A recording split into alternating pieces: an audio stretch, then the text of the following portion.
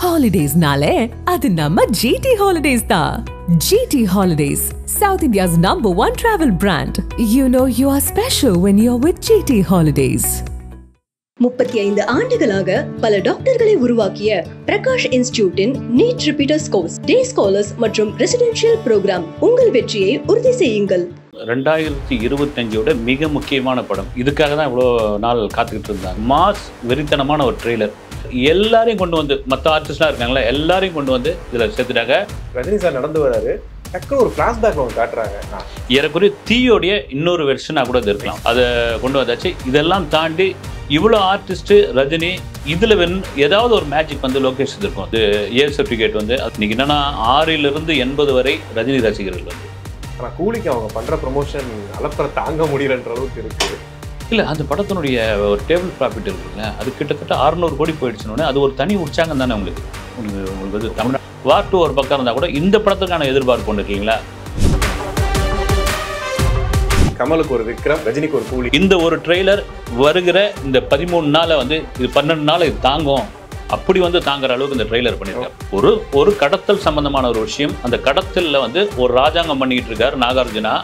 அதுக்குள்ளே இறங்கி ஒருத்தர் வந்து, அப்போ இது கிட்டத்தட்ட பாஷா அந்த ரேஞ்சுக்கு ஒரு டிரான்ஸ்ஃபர்மேஷன் எதுவும் ஒன்று இருக்குமா அப்படிங்கிற ஒரு பக்கா கமர்ஷியல் சூப்பர் ஸ்டார் ரஜினிகாந்துக்கு அவர் சொன்னது அதான் வந்து ஒரு 110 ரூபா 150 ரூபா கொடுத்து டிக்கெட் எடுத்து பார்க்குற அந்த ஃபேன்ஸ் வெளியே போனால் தலைவன் கலக்கிட்டாயா அப்படின்னு சொல்லணும். அந்த மாதிரி ஒரு படமாக இது இருக்கும். ஓகே. அதே போல் நாகார்ஜுனா பார்த்தீங்கன்னா டெரராக இருக்கிறாப்புல வந்து.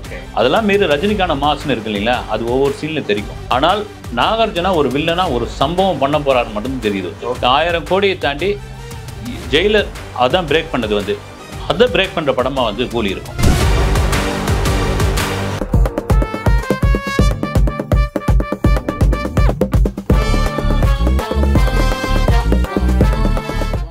உலகெங்கும் வாழும் ஆகாயம் தமிழ் நெஞ்சங்களுக்கு கிறிஸ்டியன் அன்பு வணக்கம். நம்மோட சினிமா விமர்சகர் செய்யார் பால சார் அணிஞ்சிருக்காரு. வணக்கம் சார். வணக்கம். எப்படி இருக்கீங்க சார்?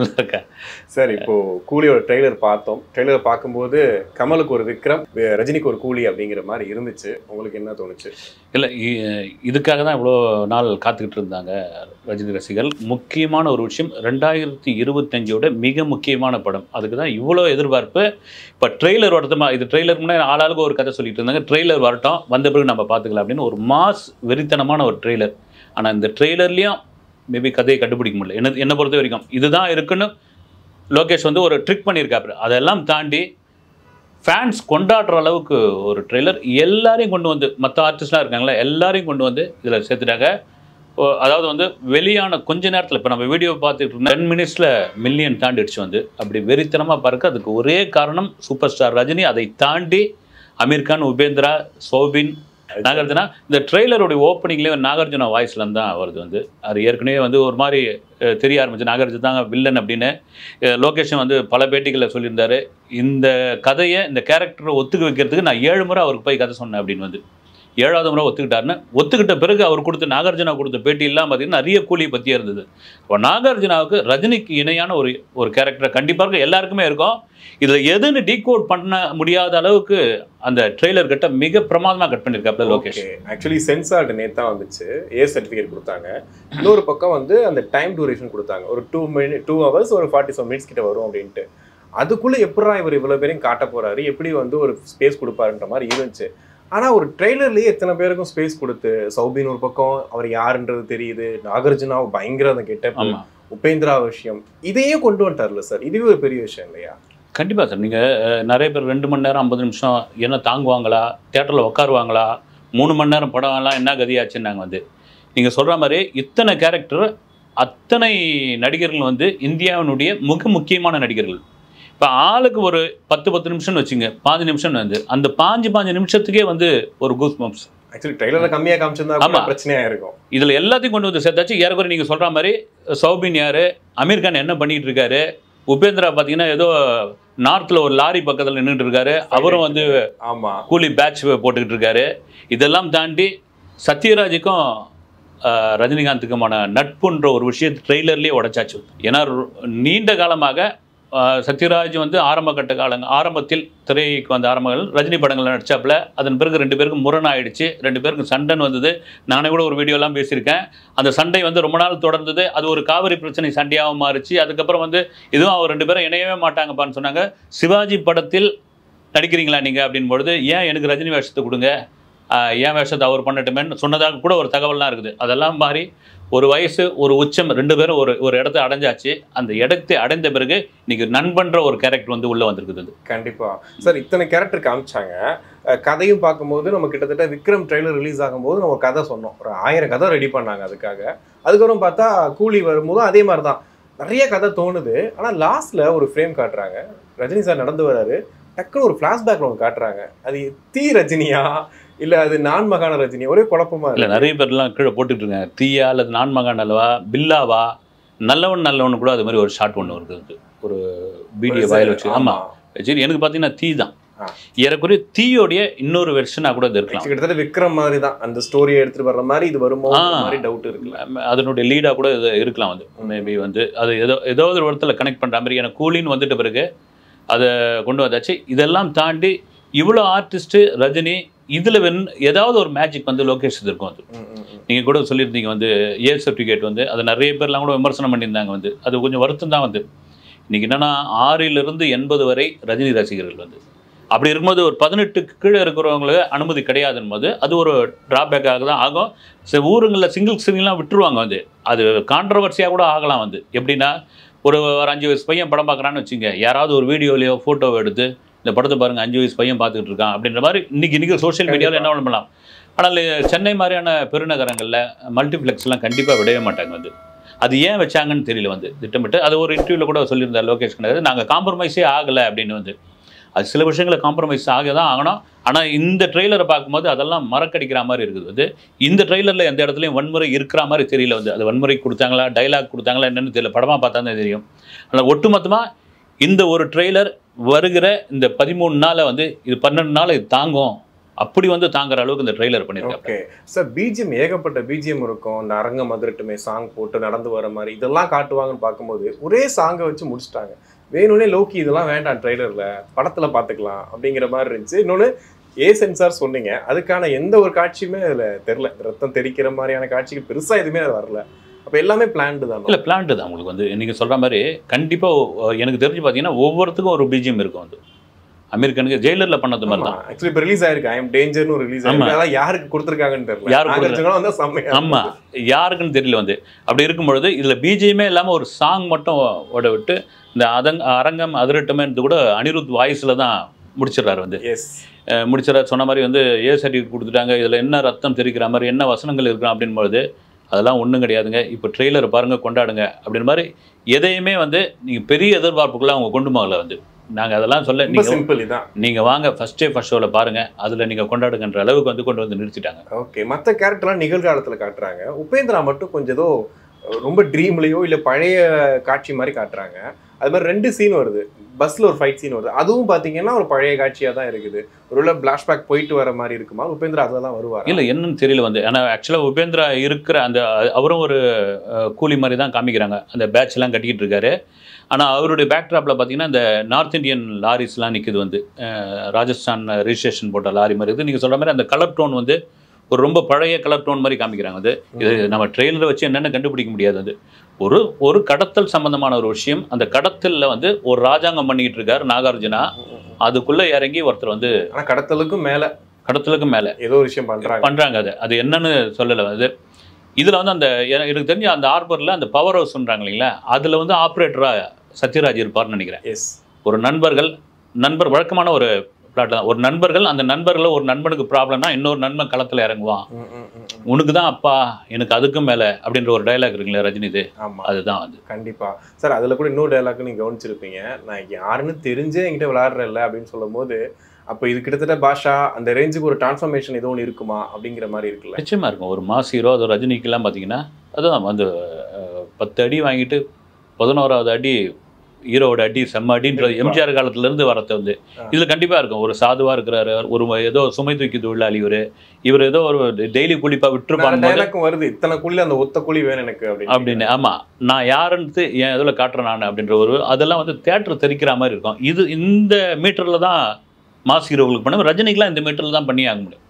நீங்கள் வந்து விஷப்பரட்சியாக வந்து கபாலி மாதிரி வேட்டையின் மாதிரிலாம் பண்ணிங்கன்னா அது வேற விதமாக மாறிடும். கருத்து ரொம்ப கரெக்டாக அது. ஆமாம், ஒரு பக்கா கமர்ஷியல் சூப்பர் ஸ்டார் ரஜினிகாந்துக்கு அவர் சொன்னது அதான் வந்து ஒரு 110 ரூபா 150 ரூபா கொடுத்து டிக்கெட் எடுத்து பார்க்குற அந்த ஃபேன்ஸ் வெளியே போனால் நான் தலைவன் கலக்கிட்டாயா அப்படின்னு சொல்லணும். அந்த மாதிரி ஒரு படமாக இது இருக்கும். ஓகே, ஆனால் ஸ்பேஸ் பார்த்துருப்பீங்க ட்ரெய்லர்லேயே ரஜினி சாரை லாஸ்ட்டாக தான் காட்டுறாங்க, ரொம்ப கம்மியாக காட்டுறாங்க. அதுக்கு முன்னாடி இவ்வளோ பேரையும் காட்டி ஸ்ருதிகாசன் வரைக்கும் எல்லாருக்கும் கொடுத்துட்டு அதுக்கப்புறம் கொடுக்குறாங்க. ஆக்சுவலி படமும் அந்த மாதிரி தான் இருக்குமா சார்? ஏன்னா லோக்கி படத்தை பொறுத்த வரைக்கும் கதை எங்க இடத்துல மாசம் அது மாசம் இருக்கும், மொத்தமா அவங்களுக்காக படம்ன்றது பண்ண மாட்டாரு. ஸோ அந்த மாதிரி தான் இதில் பண்ணியிருக்காரு. இல்லை மேபி இருக்கும் வந்து. ஏன்னா லியோவில் கூட வந்து சஞ்சய் தத்துலாம் எப்படி பிரமாதமாக காட்டியிருக்கலான்ற மாதிரி விமர்சனம்லாம் வந்தது. இப்போ அதில் வந்து சரி பண்ணியிருப்பார். நீங்கள் இந்த கால்ஷீட் இப்போ வந்து அமீர் கான் எவ்வளோ முக்கியமான ஒரு கால்ஷீட் வந்து அமீர் கானே ஒரு இன்டர்வியூவில் சொல்லியிருக்காரு. நார்த்தில் நான் படம் முழுக்க இருக்கிற மாதிரியான ஒரு மேஜிக் ஒன்று பண்ணியிருக்காரு. ஆமாம், வச்சு இது பண்ணிட்டு இருக்காரு. அதே போல் நாகார்ஜுனா பார்த்தீங்கன்னா டெரராக இருக்கிறாப்புல வந்து ஏறக்குறைய பார்த்தீங்கன்னா தெலுங்கில் அவங்க தான் வாங்கியிருக்காங்க. ஒரு 43-44 கோடி வாங்கியிருக்காங்கன்னா அந்த படத்து மேலே எவ்வளோ கான்ஃபிடென்ட் இருக்கும். இதுக்கும் வார் 2 ரிலீஸ் ஆகுது, ஜூனியர் என்டிஆர். அப்படி வந்து கண்டிப்பாக நீங்கள் வந்து அந்த ஸ்க்ரீன் ஸ்பேஸ் அப்படின்றது வந்து ஈக்குவலாக கொடுத்துருப்பாப்ப அது ரஜினி ஒத்துக்கூட ஒருத்தர் தான். ஓகே, அதெல்லாம் மீறி ரஜினிக்கான மாசுன்னு இருக்கு இல்லைங்களா, அது ஒவ்வொரு சீனில் தெரிக்கும். கண்டிப்பாக சார். படம் ஃபுல்லாகவே பார்த்துட்டாலும் கடைசியாக வந்து அந்த தீ தான் ரொம்ப இடிச்சுக்கிட்டே இருக்கு. அப்படி பார்க்கும்போது தீ படத்தில் ரஜினி சாரோட கேரக்டர் என்னவா இருந்துச்சு, இது எப்படி கனெக்ட் பண்ண முடியும்? இல்லை, தீ படத்துடைய தீ படத்தில் ஒன்றும் இல்லை சார். வந்து ஒரு ரஜினியோடைய அப்பா வந்து ஒரு தொழிற்சங்கவாதி. அவர் தொழிற்சங்க அந்த தொழிலாளருக்கு எதிராக போய் பேசுகிற மாதிரியான ஒரு விஷயத்தை என்ன பண்ணுவாங்க, இவர் லஞ்சம் வாங்கி எங்களுக்கு ஆதரவாக நடந்துட்டாங்கன்னு முதலாளிங்க அவங்க சொன்ன உடனே அவரை வந்து காலி பண்ணிவிடுவாங்க. ஓகே, அப்போ என்ன பண்ணுவாங்க, ரஜினியை பிடிச்சி உங்கள் அப்பா ஒரு திருடன் அப்படின்னு பச்சை கொடுத்துடுவாங்க. அந்த வெறியோடையே இருப்பாப்புல. அதன் பிறகு ஹார்பரில் வந்து வேலை பார்த்து அந்த முதலாளி வர்க்கத்துக்கு எதிரான ஒரு கோபக்காரனாக ஒரு நபராக இருப்பாப்புல. அவங்க தம்பி வந்து ஒரு போலீஸ் அதிகாரி, அண்ணனை எப்படியாவது பிடிச்சி ஆகணுன்ற இதான் லைன். இதை மீறி ரஜினியோட அட்டகாசம் வேற விதமா இருக்கும். அதுல ஆக்சுவலி இந்த கேரக்டரே ஒரு மாதிரி மிக்ஸ்டா இருக்கும். ஆமா, ரொம்ப ரகடான டயலாக்லாம் ரொம்ப பிரமாதமா இருக்கும். டயலாக்லாம் ரொம்ப ஷார்ப்பா இருக்கும். அது அவங்க அம்மாவுக்கும் ரஜினிக்குமான கான்வர்சேஷன்லாம் பிரமாதமா இருக்கும். அது நீ எப்போ பார்த்தாலும் ஏன் ஒருத்தர் வந்து இது பண்ணிக்கிட்டே இருக்கிறேன்னா, நான் ஏழைங்களை தொந்தரவு பண்ண மாட்டேன், பணக்காரங்களை தான் நான் எப்பவுமே இது பண்ணிக்கிட்டு இருப்பேன். இந்த மாதிரியான வசனங்கள் இருக்கும். வந்து நீங்கள் சொல்கிற மாதிரி தீயோடைய ஒரு தொடர்ச்சியாக இருக்கலாம், இல்லை தீயிலிருந்து பாதிப்புலேருந்து இன்னொரு கதையை கூட அது உருவாக்கலாம். கண்டிப்பாக இதில் ஃபேஸ் ஆஃப் தான் சார் பெருசாக பேசுவாங்க. ஏன்னா இதில் வில்லன்றது இப்போ நாகார்ஜுனான்னு தெரிஞ்சிச்சு, சௌபின் சாகிரன்னு தெரிஞ்சிச்சு, உபேந்திரா கேரக்டரும் கொஞ்சம் டவுட்டாக இருக்குது யாருனவா இருப்பார் அப்படின்ட்டு. சத்யராஜ் ரிவீல் ஆயிடுச்சு ரஜினி சார் கூட. ஆனால் அவங்க ஃபேஸ் ஆஃப்ன்றது ஒரு பெரிய விஷயம். ரஜினி சார் கண்ணை கூட கிட்ட பார்க்க முடியாதுன்னு சொல்லுவாங்க. இப்போ நாகார்ஜுனா ரஜினி சார் அது ஒரு சீன் காட்டுறாங்க, பட் அது ஃபேஸ் ஆஃபான்னு தெரியல.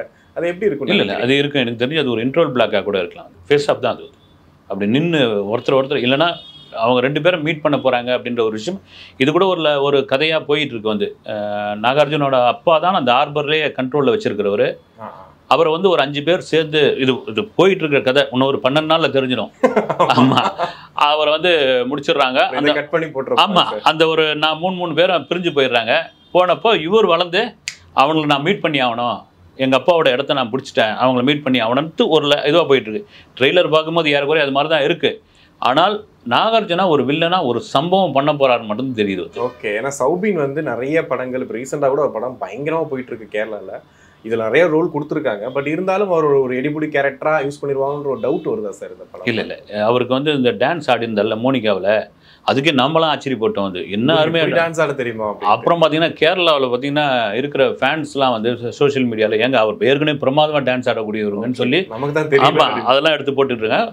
ஒரு திறமையான நடிகர் கரெக்டாக, ஏன்னா அவருக்கு அந்த வாய்ப்பு கொடுத்துருக்காரு அப்படின்பொழுது அதை பிரமாதமாக பண்ணியிருப்பான்னு தான் நமக்கு தோணுது. ஏதாவது அவருக்கான இம்பார்ட்டன்ட் அதில் இருந்திருக்கும். நிச்சயமாக இருக்கும். ஒரு சாங்கே அவருக்காக கொடுத்துருக்காங்க அப்படின்பொழுது அதில் ரஜினி எந்த ஃப்ரேம்லேயும் வரல, அப்படி கொடுத்தோம்னா கண்டிப்பாக இருக்கும் அது. ஓகே, இவ்வளோ நாள் இல்லை சார் சன் பிக்சர்ஸோட ப்ரமோஷனும் நீங்கள் பார்த்துருப்பீங்க. எல்லா படமும் ப்ரமோஷன் சூப்பராக இருக்கும்.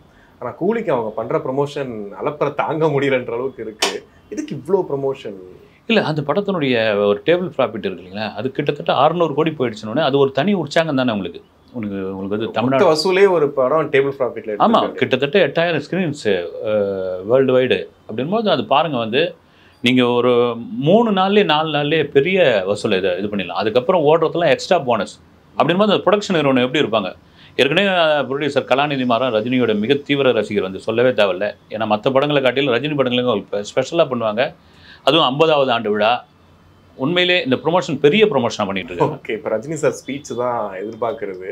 என்ன பேச போறாரு, எவ்வளோ நேரம் பேச போறாருன்னு சொல்லிட்டு. எப்பவுமே வந்து காருக்குள்ளே இருந்துட்டு போறவர் இன்னைக்கு அந்த இதில் ஏறி நின்று ஃபுல்லாக எல்லாருக்கும் டாட்டா காமிச்சு ரொம்ப குஷியாக போறாரு. என்ன பேசுவார்னு நினைக்கிறீங்க? உங்களை மாதிரியே நானும் வந்து அந்த படத்தை எதிர்பார்த்துக்கிட்டு இருக்கேன் அப்படின்னு சொல்லிட்டு தான் போறாரு உள்ள. கண்டிப்பாக ஒரு பெரிய ஸ்பீச்சாக இருக்கும் அது. அந்த வெறும் ஸ்பீச்சாக மட்டும் இல்லாமல் அது நாளைக்கு ஒரு பத்திரிகையுடைய போஸ்டர் செய்தியாக கூட மாறலாம். வந்து இந்த படத்துக்கான பெரிய ப்ரொமோஷனாக கூட அந்த ஸ்பீச் இருக்கு, பிரேக்கிங்காக கூட இருக்கலாம். ஓகே சார், இப்போ கொஞ்ச நேரத்துக்கு முன்னாடி நான் ட்விட்டர் பார்த்தேன், இன்ஸ்டாவில் பார்த்தேன். ட்ரெய்லர் வர்றதுக்கு முன்னாடியே அவரோட வைபை பார்க்குறோம், இந்த ஆராவை பார்க்குறோம். மொத்தமாக எல்லாமே ரஜினியாக மாறிட்டு இருக்கு. ஒரு 74 இயர்ஸ் ஆயிடுச்சு அவருக்கு. சினிமாவில் எல்லாருமே ரிட்டையர் ஆகிற டைமில் ஒரு மனுஷன் இன்னமும் வந்துட்டு அந்த விஷயத்தை அப்படியே ஹேண்டில் பண்ணுறது. இப்போ ஜென்சி கிட்ட இருக்காங்க, 2K கிட்ட வந்துட்டாங்கன்னு சொல்கிறாங்க. இருந்தாலும் சோசியல் மீடியாவே திரும்ப அவர்கிட்ட போய் நிற்கிறது வந்து எப்படி சார்? அது வந்து ஒரு என்ன சொல்கிறது, இயற்கையும் இறைவனும் கொடுத்த ஒரு பெரிய வரன் கூட சொல்லலாம். அது எல்லாருக்கும் அமைஞ்சிடாது. ஒரு மேஜிக் அது. அந்த மேஜிக் அவர்கிட்ட தான் இருக்குது. அது என்னன்னே புரியல. வந்து பல பேருக்கு ஆச்சரியம் தான். ஓகே சார், ஃபைனலாக வந்து இந்த 1000 கோடிங்கிற விஷயம் தான் சார். இந்த படமாவது அடிக்குமா அப்படிங்கிறது நம்ம சொல்ல வேண்டாம். ஆனால் அதுக்கான சாத்தியக்கூறுகள்லாம் நீங்கள் சொல்லிட்டீங்க. ஆனால் வார் 2 வருது. இப்போ ஏ சர்டிஃபிகேட் வேறு கொடுத்துருக்காங்க. ஃபேமிலி ஆடியன்ஸ் வருவாங்கன்னு தெரியல. ரீவாட்ச் வேறு இருக்குது. இதெல்லாம் சேர்த்து எப்படி இந்த படத்துக்கு ஒர்க் அவுட் ஆகும்? இல்லை, அதுதான் வந்து ஏன்னா வந்து நீங்கள் சொல்கிற காரணங்கள்லாம் ஒரு நியாயமான காரணங்கள். அதை மறுக்க முடியாது. அதை தாண்டி ரெஸ்ட் ஆஃப் இந்தியா அதில் ஒரு 2000 ஸ்க்ரீன்ஸில் அப்படின்போது ரெஸ்ட் ஆஃப் இந்தியா தான் ஒரு பெரிய தொகையை வந்து வசூல் செய்யக்கூடியது. வார் 2 ஒரு பக்கம் இருந்தால் கூட இந்த படத்துக்கான எதிர்பார்ப்பு ஒன்று இல்லைங்களா? இந்த 1000 கோடியை தாண்டி ஜெயிலர் அதான் பிரேக் பண்ணது. வந்து அதை பிரேக் பண்ணுற படமாக வந்து கூலி இருக்கும். அந்த சாதனையை பிரேக் பண்ணுற படமாக கூலி இருக்கும். கண்டிப்பாக சார், நிறைய விஷயங்கள் பேசணும். பொறுத்து வந்து பார்ப்போம். நன்றி. வணக்கம். ஹாலிடேஸ்னாலே அது நம்ம GT Holidays தான். GT Holidays, South India's #1 travel brand. You know you are special when you're with GT Holidays. 35 ஆண்டுகளாக பல டாக்டர்களை உருவாக்கிய பிரகாஷ் இன்ஸ்டிடியூட்டின் நீட் ரிப்பீட்டர்ஸ் கோர்ஸ், டே ஸ்காலர்ஸ் மற்றும் ரெசிடென்ஷியல் ப்ரோக்ராம். உங்கள் வெற்றியை உறுதி செய்யுங்கள்.